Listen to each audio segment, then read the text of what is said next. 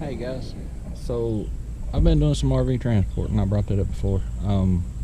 One thing that I've noticed that I do a lot of travel trailer or cargo trailers and stuff that doesn't require a battery to go on it while you're transporting, and then I pull a camper and then my battery will be weak or dead when I get there. So I was at Dan's service center about a month or so ago, and I just went in and bought one. It's something that I thought was just awesome, you know, for if I don't use the battery for, I don't know, if I don't use it for 3 or 4 weeks, it keeps it from getting dead on me.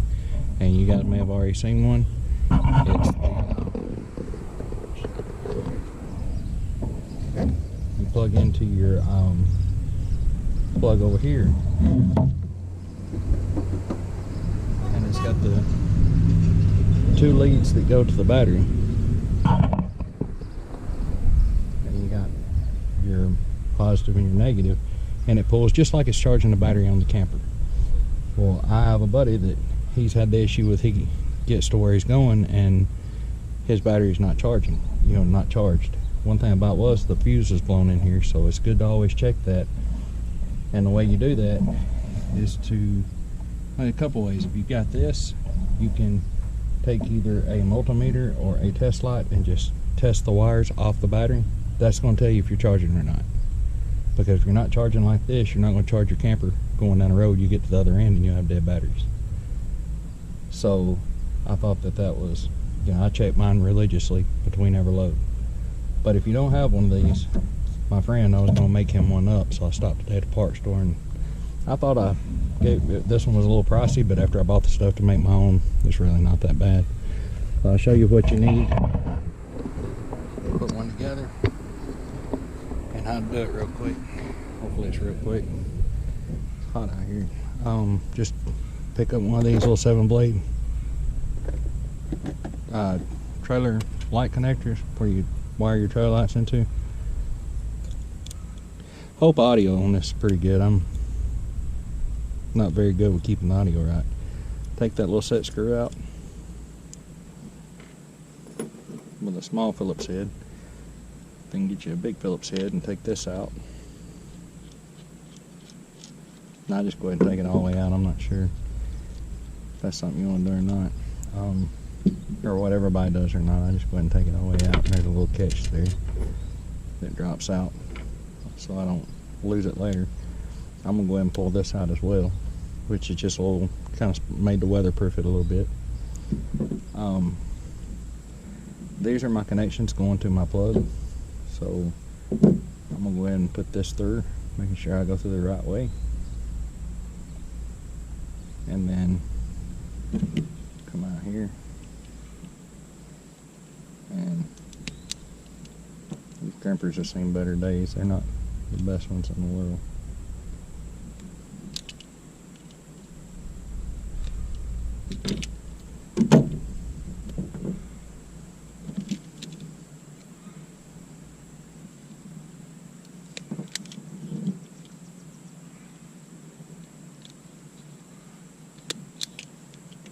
That should be all it takes. Like I say, those crimpers, it's about time for some new strippers.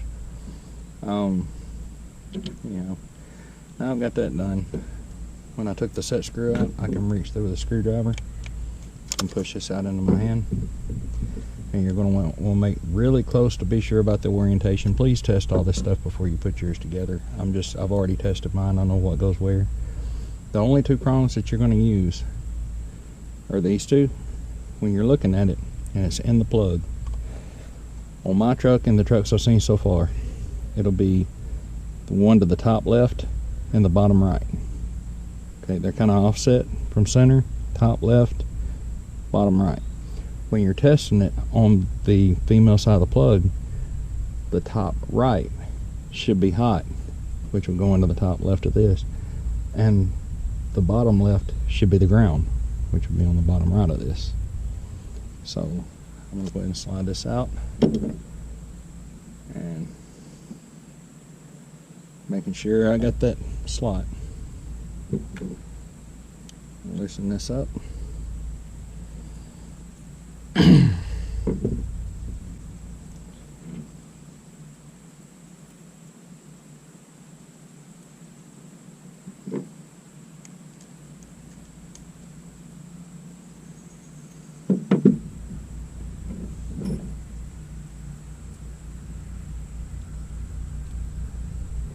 Try to get all that in there because you don't want it shorting out.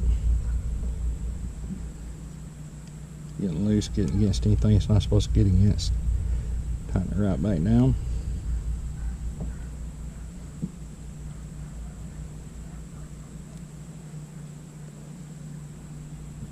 Good and snug. And that's on the top left. And as I say, when you turn around and plug it in, it'll be on the top right, which is what's the top right inside your truck plug is the one that's going to be hot. So you need the top left on this one, and then flip it over, and directly on that, just pretty much straight across from each other, this one is going to be your ground, your bottom left. So if you're looking at that prong right there, here's your bottom left. So come right here.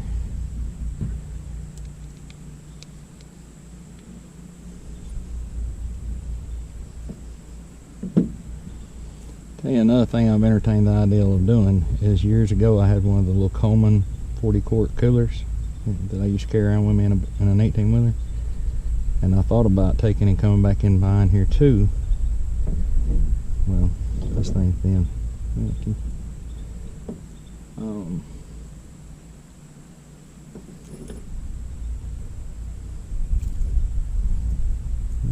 It's a good thing it's being finicky. I took the wrong one off.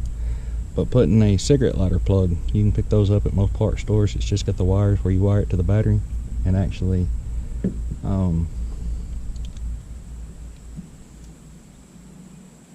wiring it into this, so when you get done, the cigarette lighter plug will be hanging out, and you can plug in a refrigerator, or like I have a portable jump box that charges from a cigarette lighter. I could charge it while it's in the back of the truck. This wire is almost too big for that. I thought that would be a pretty awesome idea. I didn't do it this time. One thing you'll really need to make sure of. So on the top left for the hot, bottom right for the ground. And now, let's see. I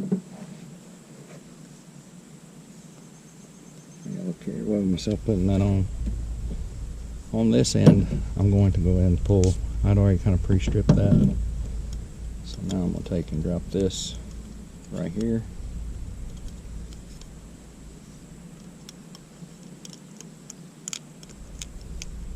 Well, if I can. There you go. Go ahead and drop this over that. And I want to kind of mark this where it's going to come through. Myself personally. It's going to come through about right there, so I'll mark it with a piece of electrical tape. Let's see, it's going to come through about right here. I'm going to mark it right there. Push this back out, and I'm going to build that up with electrical tape right here to the front, just to kind of help it make a little bit more weatherproof seal. I'm not going to build it up too big and make it too gaudy. I have the bed cover, but if you don't have a bed cover, I would want it to be as protected as it can to keep water and corrosion from getting up in here. And while this thing does good, it just, when it pushes down, it doesn't have, all it's got pushing on it is this, so I want to make sure and keep as much water and road salt stuff out of it as I possibly can. So, especially seeing as how this is not for me, this is for someone else. So you can see about how much I built it up there.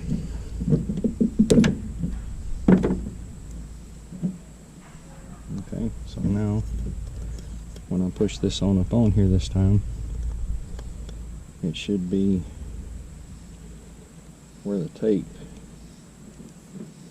is coming through. I built it up a little bit. And I'm going to take this and put back on, and I'm going to put the little thin rib to the inside. Pull it through.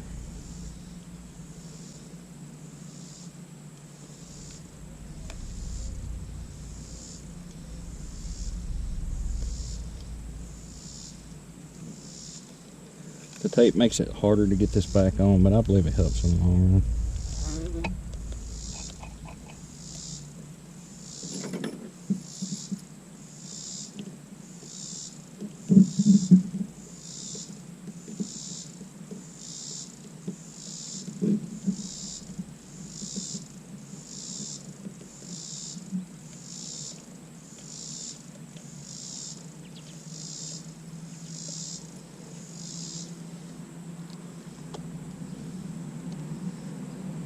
Okay. I just kind of spun it around to kind of help work it on up in there. And I'm going to push this back on again. I like the looks of that a little bit better because I'll turn it to match up when I tighten it up, but it's still not going to keep all the water out. Put this set screw right here, the little one. Make sure you get your Phillips head facing up. Put it back in.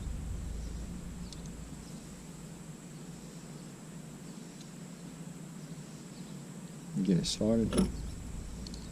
Run this all the way down till it bottoms out.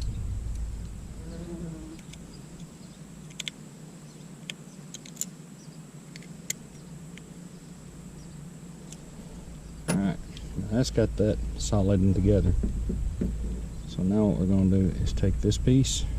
That's kind of, you see how your screw sets in that little H piece there. Set with a curved piece down. Phillips set up.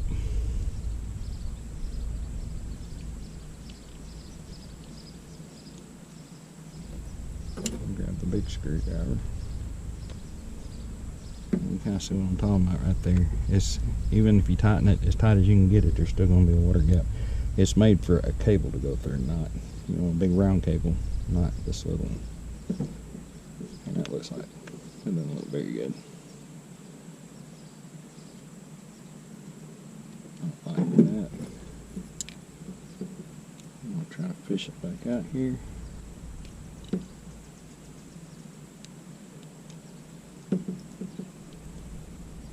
This time I'm going to hold it while I do that. Hopefully that won't happen again. I say you don't want to tighten it down so much you go through the wires, but you do want it good and tight. My screwdriver will bottom out before it gets as tight as I want it. And still did it.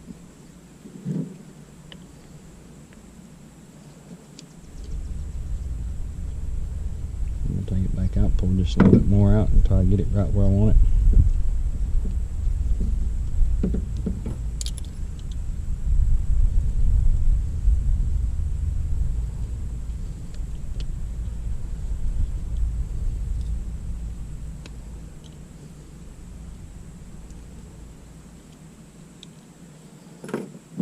You don't have to be just obsessive with this thing. I mean, it's the better you can get it to seal, the better, but it doesn't have to be, nor is it probably going to be perfect.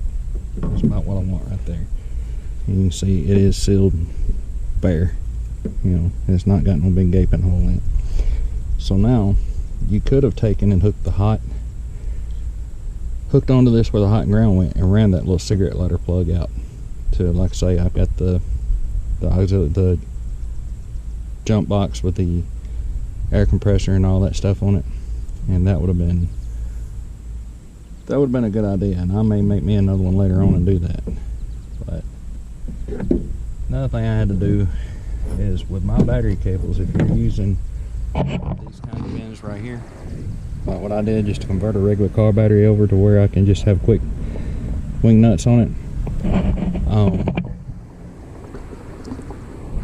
then you're probably going to have to take your eyelet, and what I use, a little burr tree is what I call it, and I just took and put in there and just, yep, and opened it up and made sure that it would fit over this. I actually went a little bit too big, but that's fine, before I got too far along. And the reason I did that, on a regular marine battery, these ends, you can see that they have the shrink wrap that comes with them, and this end will fit fine on a regular marine battery or any of the small batteries with studded posts that I've seen.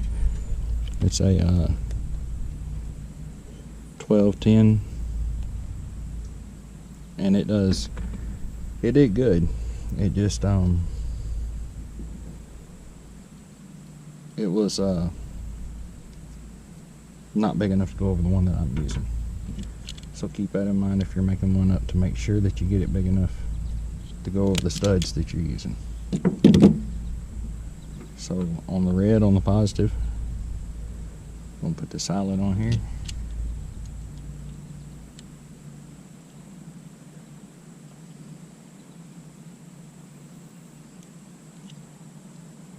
Crank down real good.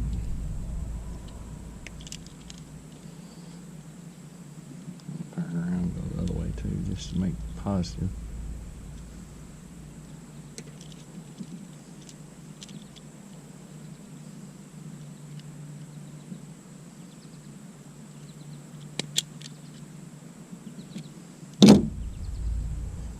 Pull and tug on it to make sure it's not going to come off, and then when I shrink it down it'll look something like that.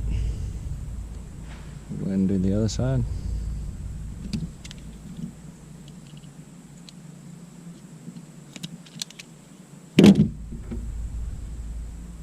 Like I said, just verify that these will fit the battery you're using before you do this, or you might wind up in a mess. Grab my little piece of the shrink wrap.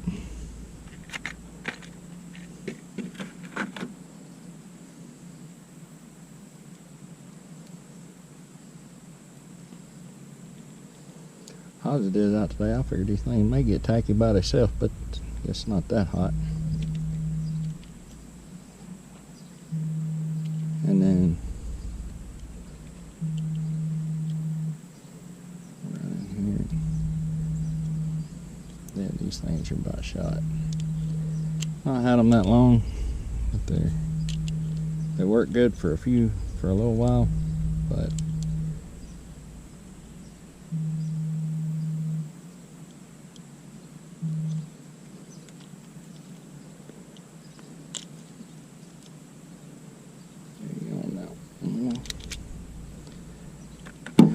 good tug, make sure it's not going to come off. See, those things right there jump. I should run go grab some more, I just don't want to. I do have another better set of them, but I keep these in the truck because I worry I'll lose the good ones. I try to leave my good stuff at home.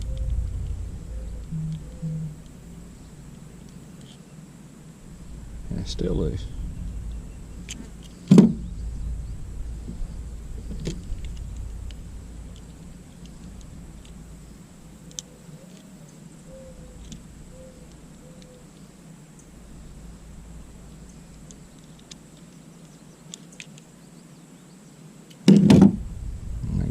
Good that time, it's good and snug, good and tight. And put the shrink wrap up over it.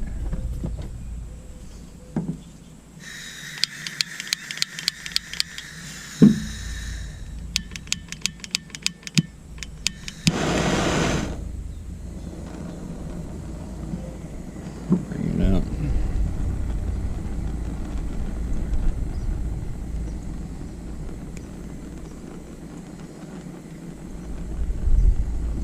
That one.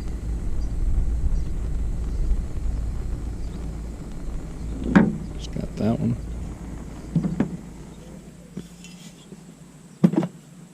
Now, I had some of this stuff just laying around. Put it on here. I hope it may not be big enough. I don't know.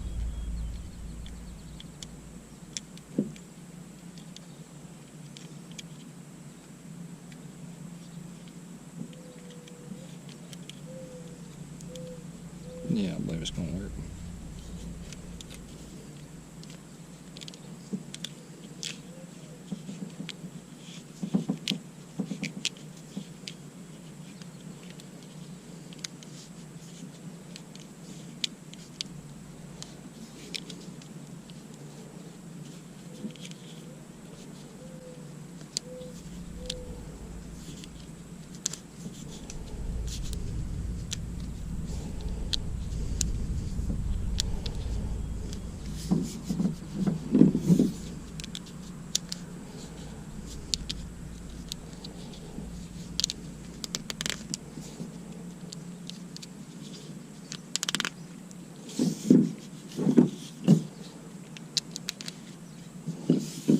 And I did a video on using the Gooseneck to Kingpin adapter not long ago, and I've used it 2 or 3 times. It does work great.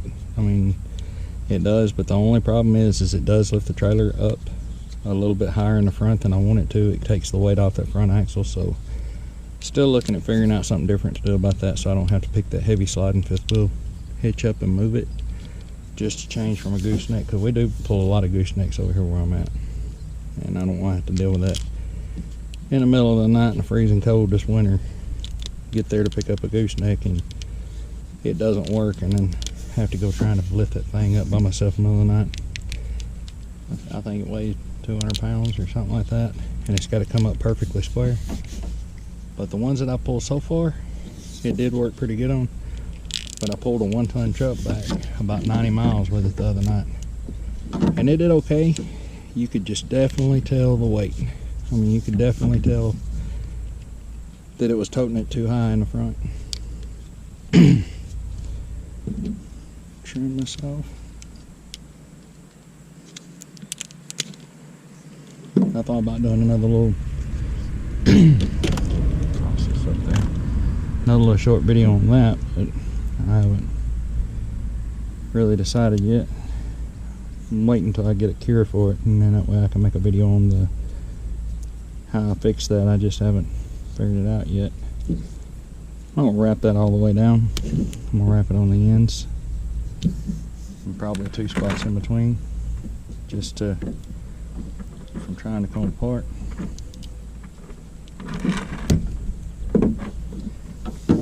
And I believe that this whole thing cost about $15, $18.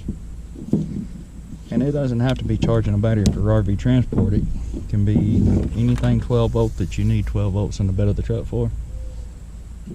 A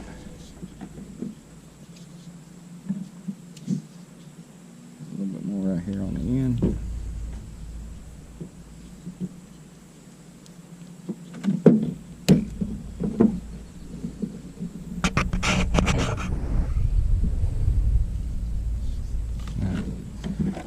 Now, what I'm going to do is take the test light. I got a mess up there. Put it right here. And someone slammed the tailgate on my test light, so that's why that's not going so awful good right now. But I'll unplug the one that was connected to the battery. And I made this a little shorter. I told him to give me 4 feet. Yeah, if I have to do another one, it's going to be probably 6 or 7 feet. I just couldn't figure out why I needed that much. So,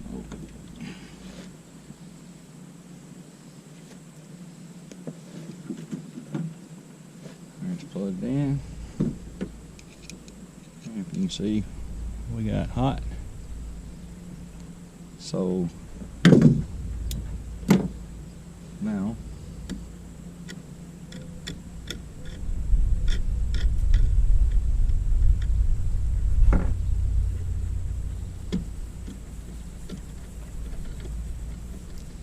what are you doing? Just hanging out.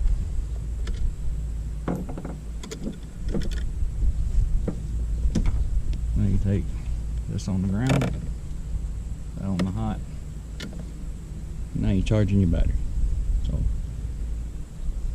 anyway, like I say, that's good for anything around the bed of the truck that is 12 volt, whether it's a refrigerator, whether it's charging a battery, whatever you might have on your mind. But it works really good in RV transport to keep the batteries charged up when you're not hauling campers.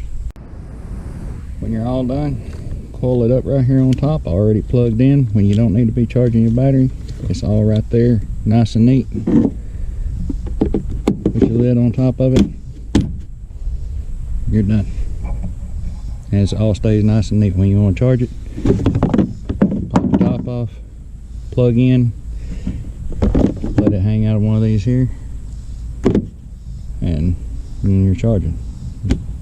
I think it's pretty cool there. Anyway, I hope y'all enjoyed the video. Thanks so much.